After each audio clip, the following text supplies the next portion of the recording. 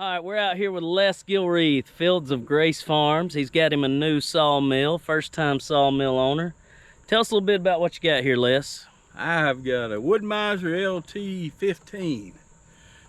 It'll cut up to 17.5 feet long and 28-inch diameter. All right, that thing's a good-looking thing. We'll have some video here in a minute of it. Tell me a little bit about why you're using this sawmill, this WoodMizer.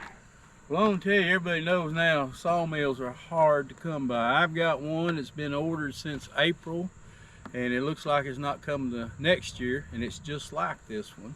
But I found this one down in Georgia and went ahead and bought it.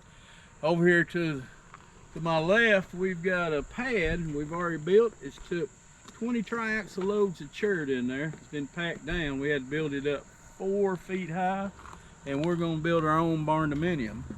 I've already got my garage for it built so I could live under it. We're gonna attach the house to it.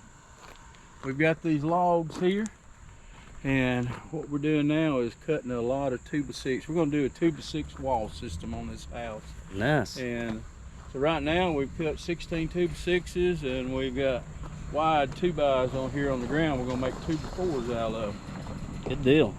So I see you cut one log up here. About how many 2x6s you getting out of one of these logs? Well, out of this 20-inch log I put up here, I got 16 2x6s, and I'm going to get about 9 2x4s, and I've got 2 1x6s out of that one What about log. these right here? That's going to be my 9 2x4s. Oh, okay. I still got to cut it up to 2x4 widths. Gotcha.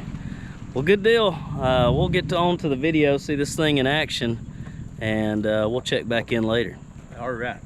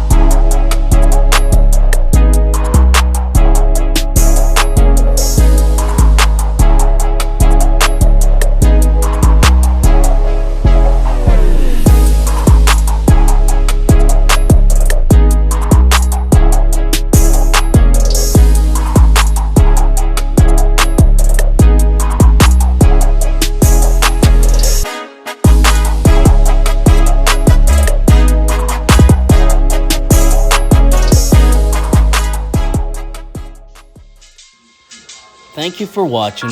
Please like and subscribe. Have a blessed day.